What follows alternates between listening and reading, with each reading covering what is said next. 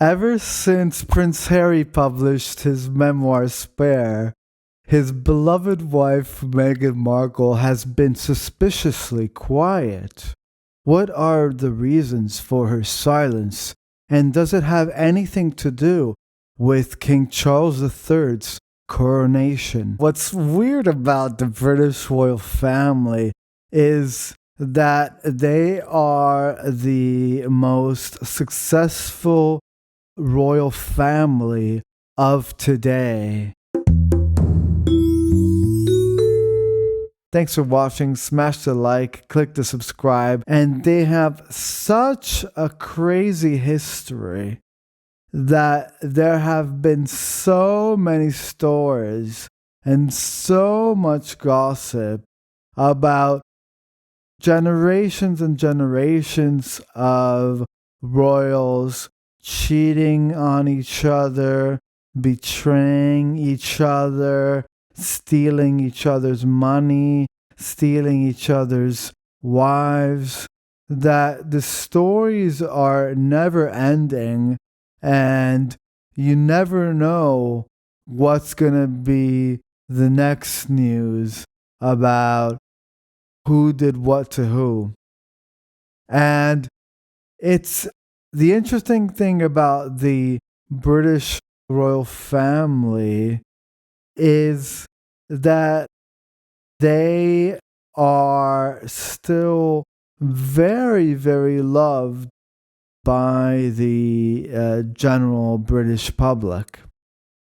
And that's so weird because, here in the US, we've never had a royal family. I mean, we had colonies that were British colonies, but we never had our own, British royal family. I think Mexico, was it the Emperor of Mexico? Or it wasn't a king, it was like Maximilian or something. And there's so many weird things about the British royal family. Like, they have such a strange relationship with the British press, especially with the British tabloids. And there were so many scandals regarding the British royal family and the British tabloids. For example, the story of the time that I think it was in the south of France or in the south of Spain during the summertime on vacation. I think it was French paparazzi from Hello magazine took some photos of Kate Middleton in topless, diving into the water and taking going for a swim in the sea. And that was a big scandal because I think, in Great Britain, the English system doesn't have this free speech that our Constitution has here in the US. So they were able to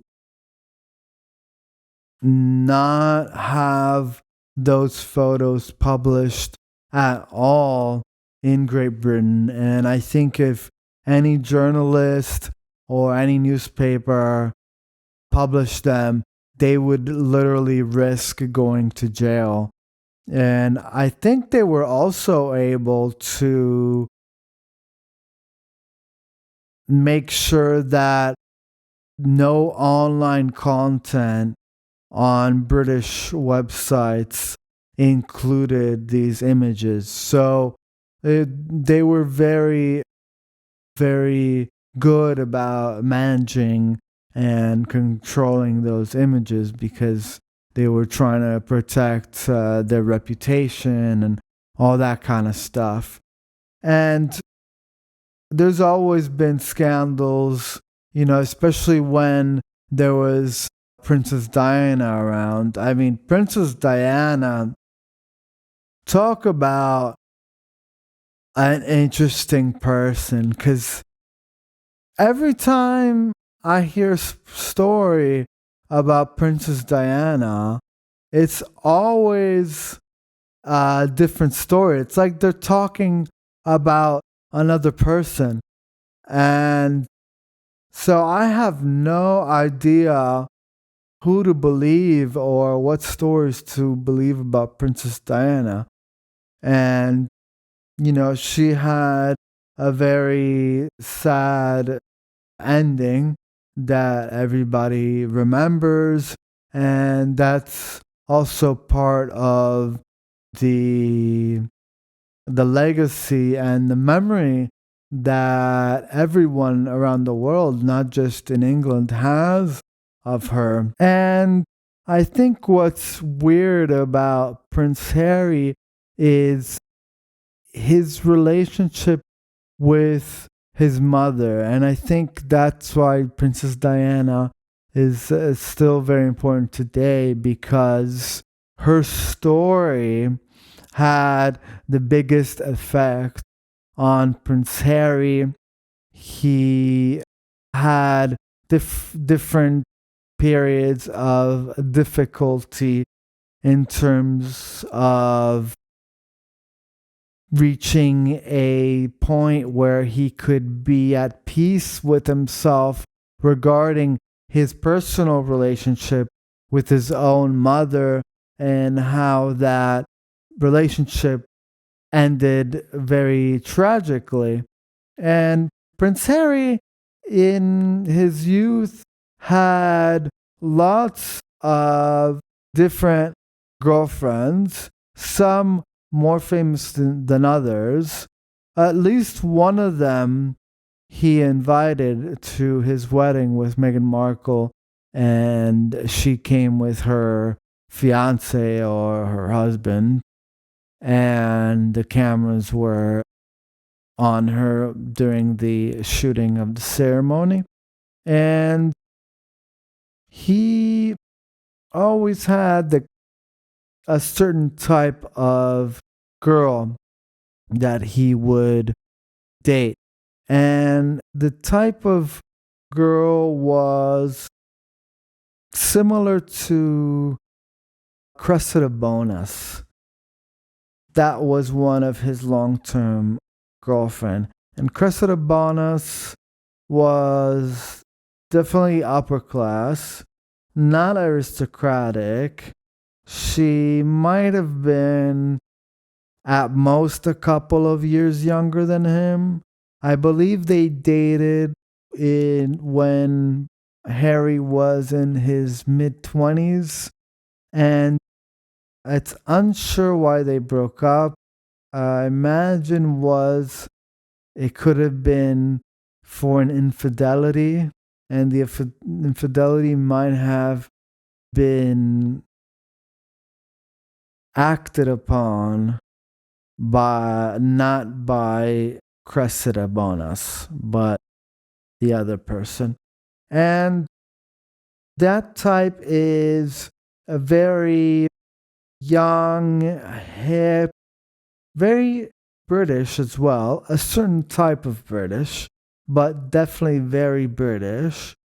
A certain jet set, you know, Tatler magazine.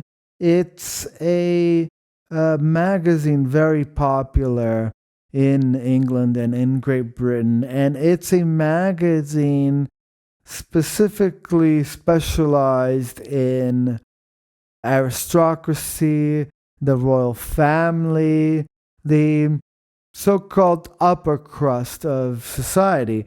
And it has some gossip and some lifestyle and some fashion. And being on the cover of Tatler magazine means a lot. And a lot of Harry's girlfriends, I believe, were on the cover of Tatler. And it wouldn't be a surprise if they were on the cover after being with Harry and never before. That wouldn't surprise me. Not a bit, not at all. And then Harry met Meghan, like Harry met Sally. And Meghan is completely different from his past girlfriends. She's different because I don't remember him ever having an American girlfriend. And yes, Cressida Bonas was an aspiring actress, but she never really did make a living out of that. I think she made mostly her money from fashion campaigns and being a so called influencer and it girl of her time.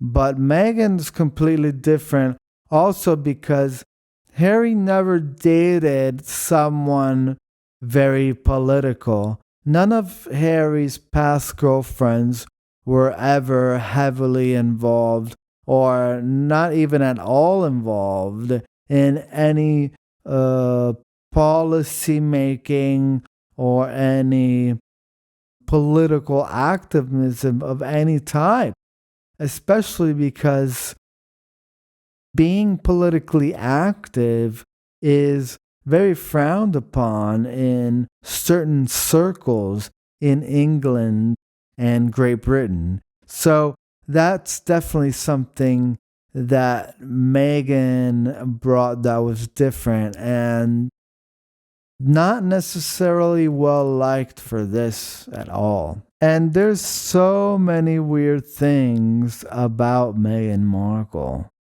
First of all, her origin story that she tells everywhere, she tells Oprah, she tells Netflix, doesn't really add up.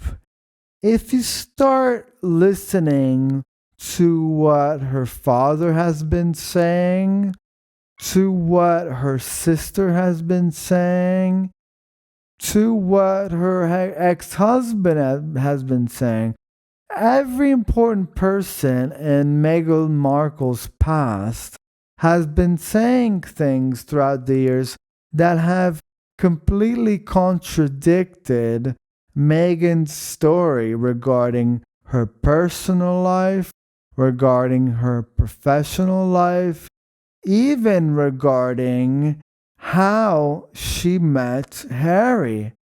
And even those times where you've seen her on camera say that she didn't even know who Harry was, that she didn't even know that Harry was a prince, that when her friends organized this sort of a blind date, which was absolutely was not a blind date. This friend that organized this date for Meghan with Harry has been allegedly heard to say Meghan knew exactly who she was going to meet. But part of Meghan's story works only if you think that Meghan had no agenda, that Meghan had no idea what she was getting herself into, which is the story that she has told throughout the years. She has famously said these kinds of things on Oprah, and she has been very, very quiet since Harry's memoir Spare dropped. And you already saw the backlash that her behavior had after Queen Elizabeth's departure. And even after that, when the Netflix documentary came out, it caused a big stir.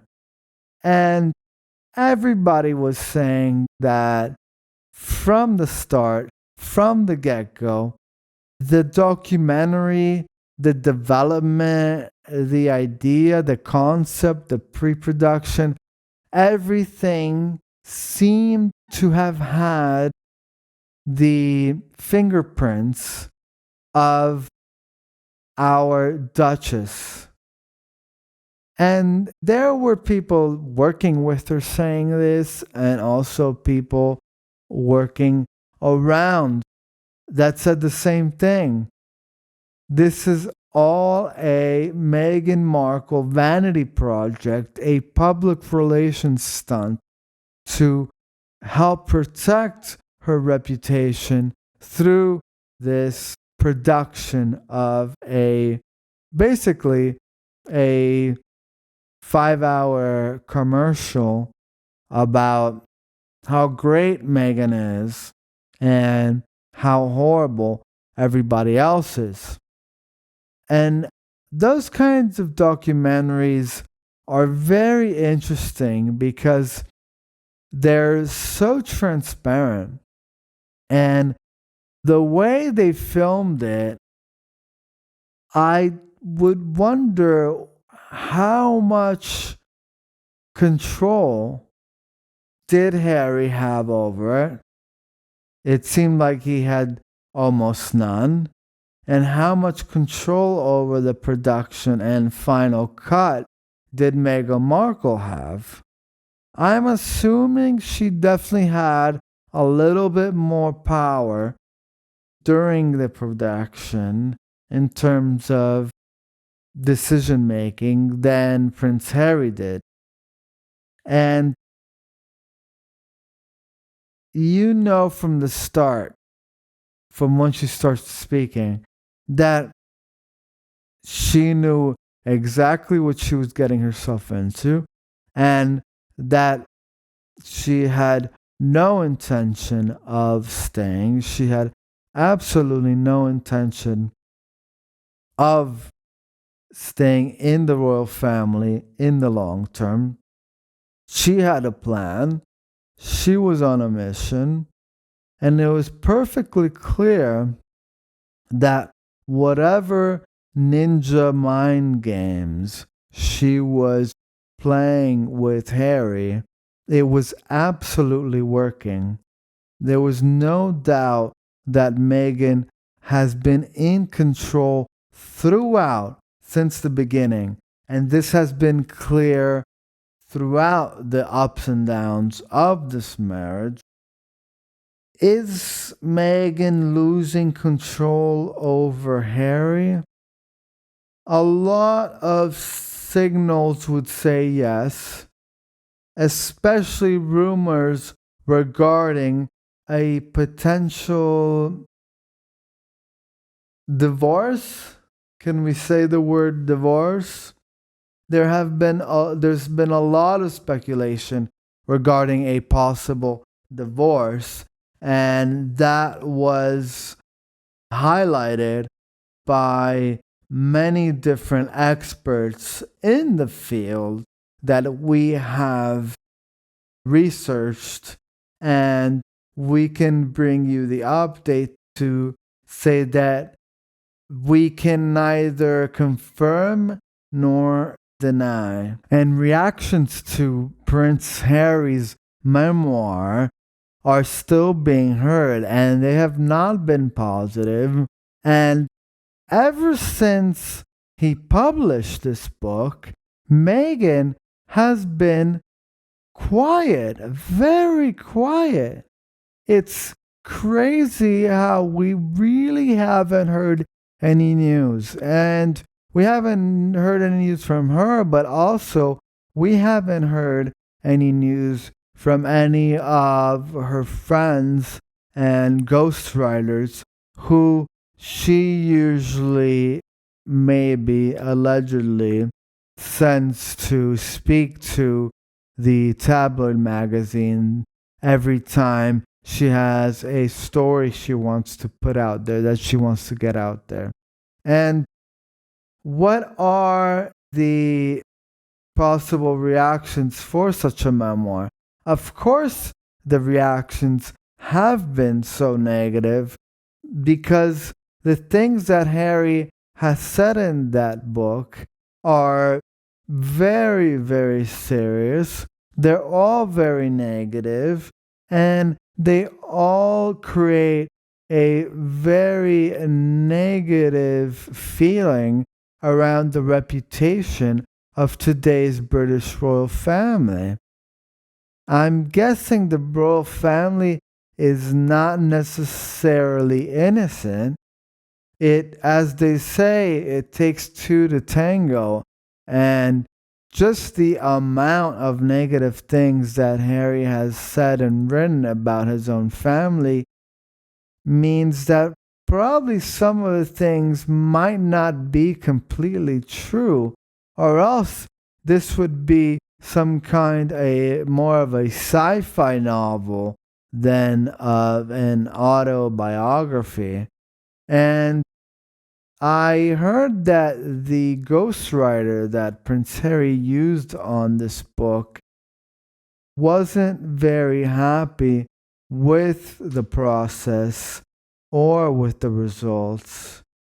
And that would probably mean that Harry didn't really write everything that he could have written.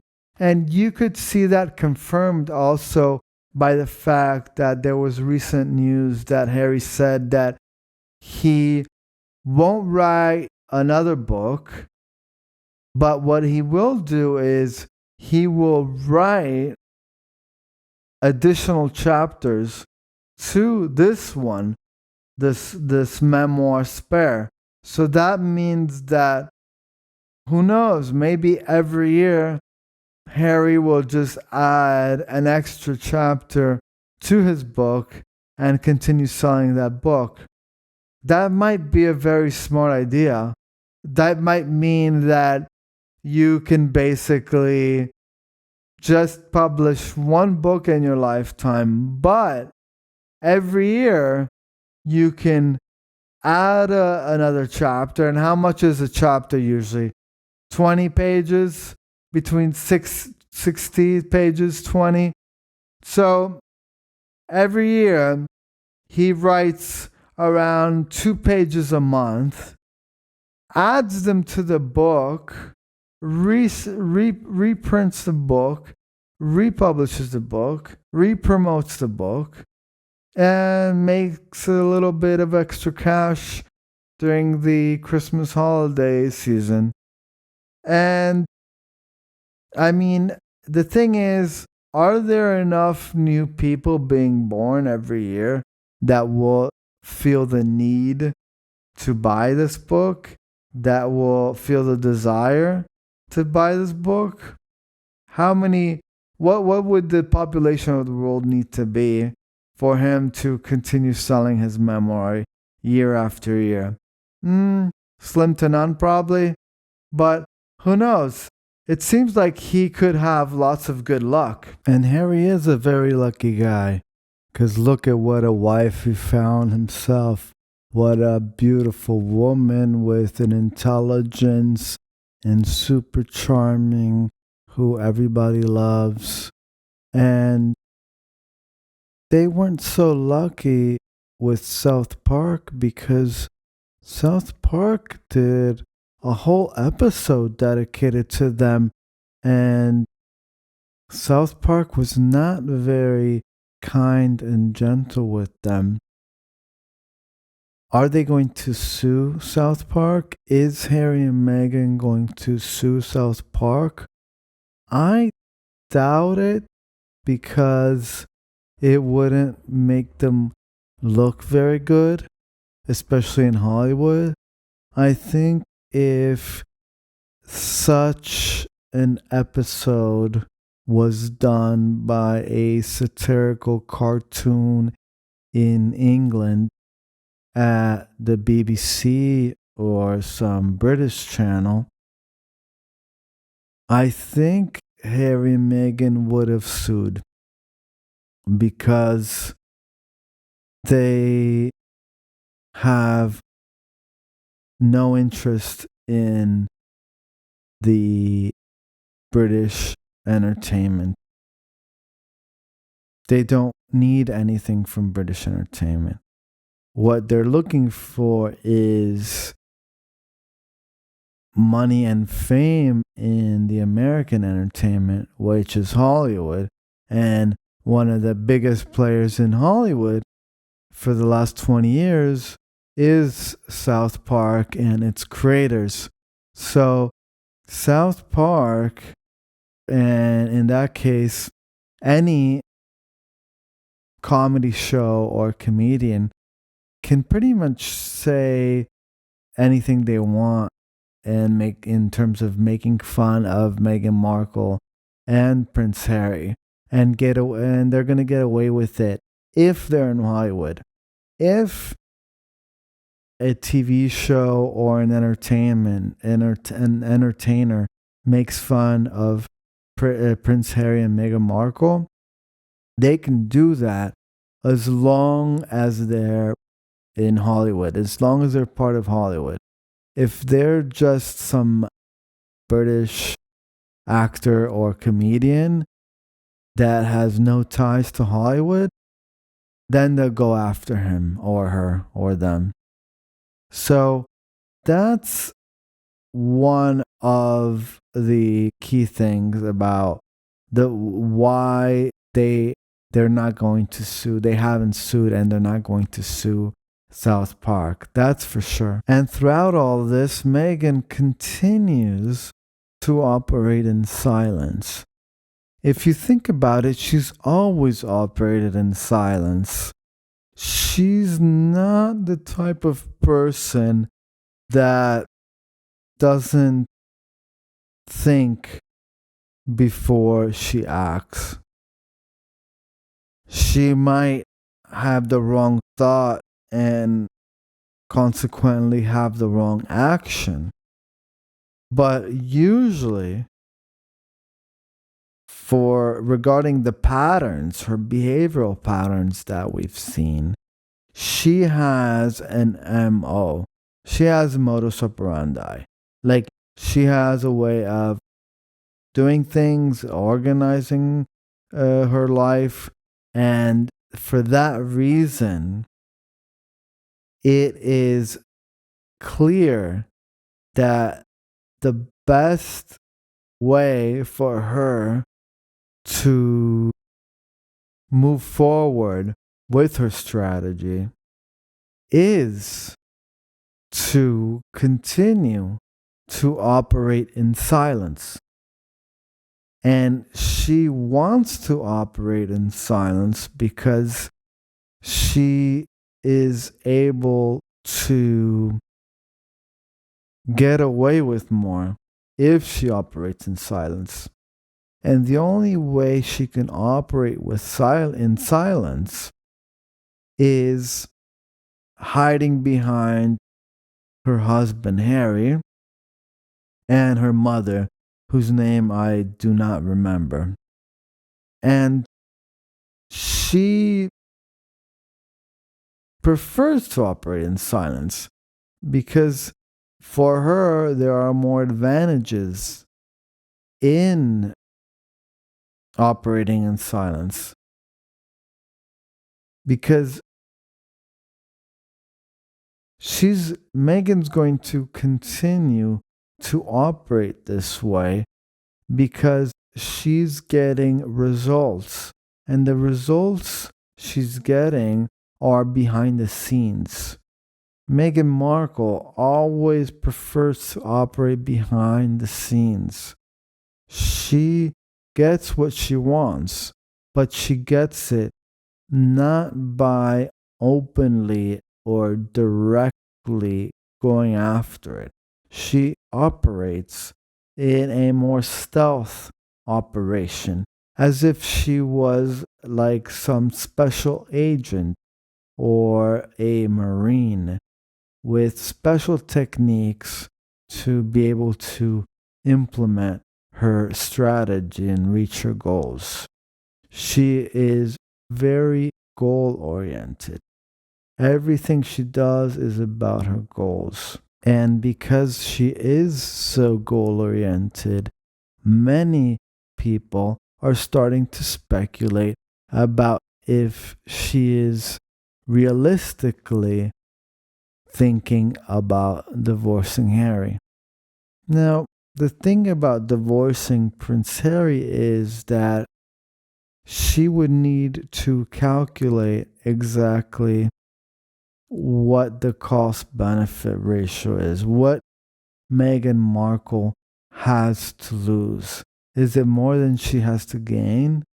Some are speculating that the only way out for Meghan would be to find a second husband. Well, no, actually, it would be her third husband because she was already married before Harry, at least once. So if Meghan Markle seems to be social climbing her way up to the top, she definitely did that from marriage 1 to marriage 2 because marriage 1 was a film producer. I think it was film or not TV. And then the second one is a prince. So the only option for Meghan is to find a billionaire.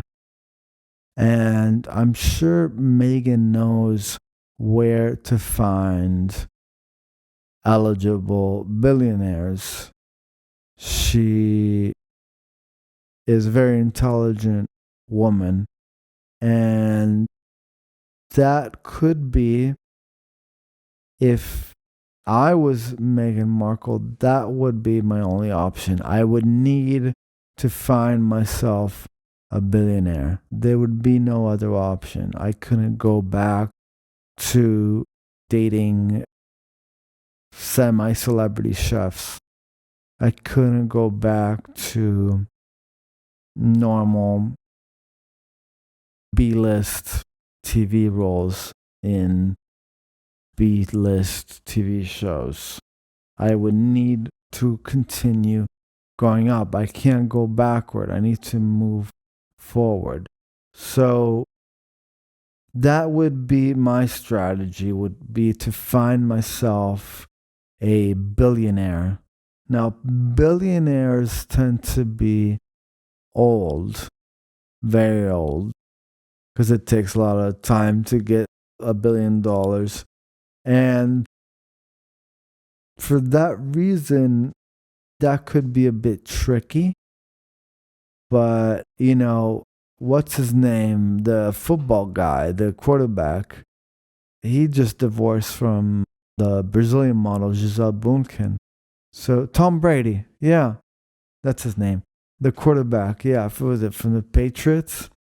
And Tom Brady is available right now because he's divorced Giselle. So that could be an interesting couple, Tom Brady and Meghan Markle. That could be a good option because Tom Brady is almost basically a billionaire, right? And Jeff Bezos is taken, and Leonardo DiCaprio, she's definitely too old for him. She's double the age of the girls that he leaves because they're too old. So that would be a bit complicated. But apart from that, I suggest she stays with Prince Harry and go back to London and say sorry and be part of the family and spend the rest of her life in Windsor. And Windsor was one of the first places where Meghan spent some time with Queen Elizabeth. And those were some pretty peaceful, some pretty good times. There wasn't much that was going on in terms of negative press. The family really welcomed her in open arms, and those were moments where everybody thought that Queen Elizabeth was really growing close to Meghan Markle. And then instead, Meghan just didn't feel the right way to Queen Elizabeth's heart, because they didn't really seem to gel after a while, especially after the whole Megxit debacle, and especially the fact that when Megxit happened, if you remember, the meeting that took place between it was Prince Harry, Prince William, Prince Charles, and Queen Elizabeth. And what happened was Meghan Markle wanted to be present, but Queen Elizabeth said, no, you can't be present because you aren't really part of this family. Did she say this? No, probably not. But that's what Meghan felt, and that's what's important. What's important is how Meghan feels. How does Meghan feel? What does she feel like today? And that's why Harry is such an amazing husband, because Harry knows how to make Meghan feel special. And that what more could a woman ask for than have someone treat her like Prince Harry treats Meghan Markle? But who wouldn't want a daughter-in-law like Meghan Markle is Prince Charles III, who, regarding his coronation, hasn't been very clear about Meghan Markle's presence. Now, there are a majority of people in London who do not want Meghan Markle to be present at any type of ceremony anymore. And their feelings are made very, very clear every day in the press, in the tabloids. Almost nobody wants to see Meghan Markle again. Neither the general public nor the royals. So the relationship between Meghan Markle and King Charles III has never been so low. It has had its ups and downs, but after the Netflix special, after Prince Harry's memoirs, the relationship is really, really not in a good place. They're probably not even on speaking terms, even though many in the British press say that against everyone else, King Charles still wants the second son, Prince Harry and Meghan, to be present at the coronation.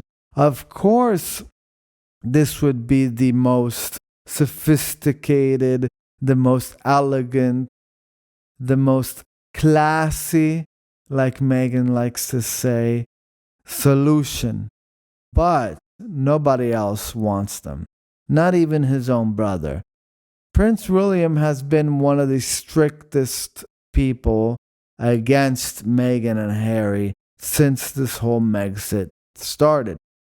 And King Charles, I don't know if King Charles wanted Meghan and Harry at his coronation because of some fatherly love that he feels towards his son Harry, or if it was simply a very calculated PR move in order to shut them both up and in order to make sure he avoids being a target of another victim attack led by Meghan, where she can reposition herself, not Harry, but herself, and maybe her children, as victims of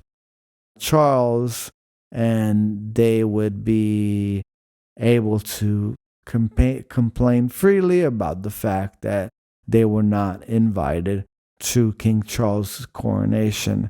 So I think that's going to be a strategy worth watching.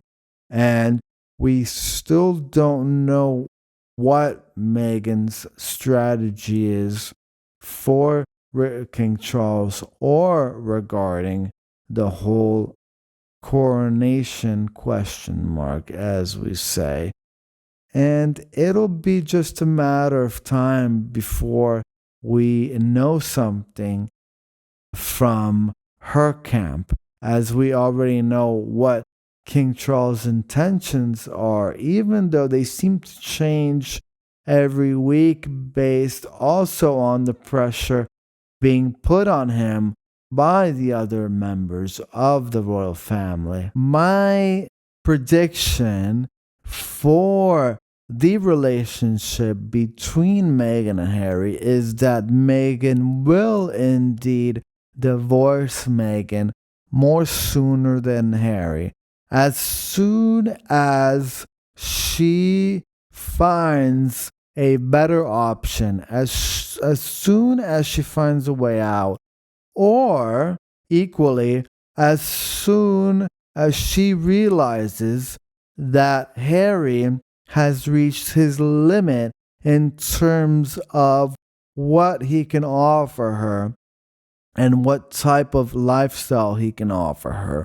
Because that Netflix money is running out, that Spotify money is running out, and there are no more prizes for them to win, and there are no more TV deals for them to sign.